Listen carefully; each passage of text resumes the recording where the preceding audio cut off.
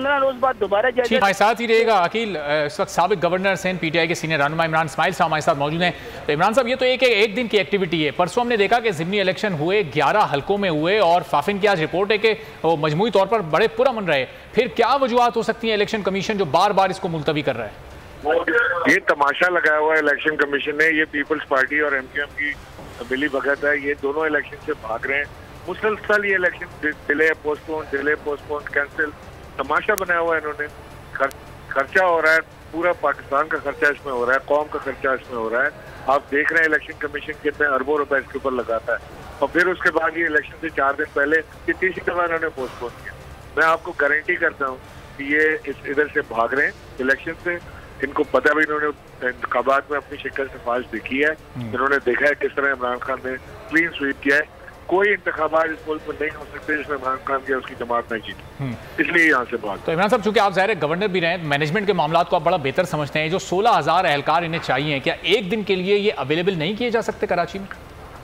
ये इमरान खान के लॉन्ग मार्च को रोकने के लिए 25,000 एहलकार देने को तैयार है, लेकिन इनको इतने एहलकार नहीं मिल रहे कि इंतखाबात करा सके। 7 अजला में, सिर्फ 7 अजला में इंतखाबात नहीं करा सकती है निकम्मी हुकूमत। ये सिंध हुकूमत बुरी तरह नाकाम है। ये अवाम को रिप्रेजेंट नहीं करती, इंतखाबात से भागते हैं। और ये एमक्यूएम के खास तौर से मैं मुखातिब कि उनको अब फैसला करना चाहिए कि कब तक वो पीपल्स पार्टी के दबाव में बैठे रहें। उन्होंने तो इंतखाबात कराने थे, उन्होंने तो अपना मेयर लाना था, वो तो एडमिनिस्ट्रेटर कराची उनका आना था। उनको तो अपना गवर्नर तक नहीं मिला, वो भी कोई और लगा के चला गया गवर्नर वहाँ पे। तो इनको तो सिर्फ थूक और चूना ही मिला है एमक्यूएम को, इसके अलावा कुछ नहीं मिला। तो इमरान साहब, अपना गवर्नर तो बहरहाल उन्होंने लगा दिया। अच्छा, इस साल ये आपको होते हुए नजर आ रहे हैं अब ज़िमनी इलेक्शन, ये बलदियाती इंतखाबात, ये ऐसा लग रहा है कि अब 3 माह के लिए जनवरी या फिर फरवरी तक खींचकर इसको ले जाएंगे? मुझे नहीं लगता। मुझे लगता है इससे पहले आम इंतखाबात हो जाएंगे। इमरान खान साहब की जो कॉल आने वाली है वो उसके बाद ये इंतखाबात मुश्किल लगते हैं। अब वो जनरल इलेक्शन आ जाएंगे इससे पहले। अच्छा, और इसके लिए कोई खास पीटीआई की अलग से हिकमत अमली होगी? इसका जवाबी रद्द अमल क्या होगा, या फिर वो लॉन्ग मार्च ही अब आपकी एक कंप्लीट हिकमत अमली है, उसी में तमाम जवाब हैं?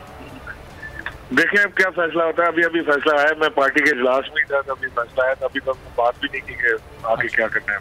लेकिन जाहिर है कि पाकिस्तान तहरीक इंसाफ इस पर सरापा एहतजाज होगी और हम इंशाल्लाह कल बड़ा एहतजाज इस पर रखेंगे। सही, चलें, बहुत शुक्रिया। इमरान इस्माइल साहब हमारे साथ मौजूद थे और तहरीक इंसाफ का भी बड़ा इंपॉर्टेंट एहतजाज चल रहा है और उसी दौरान ये खबर सामने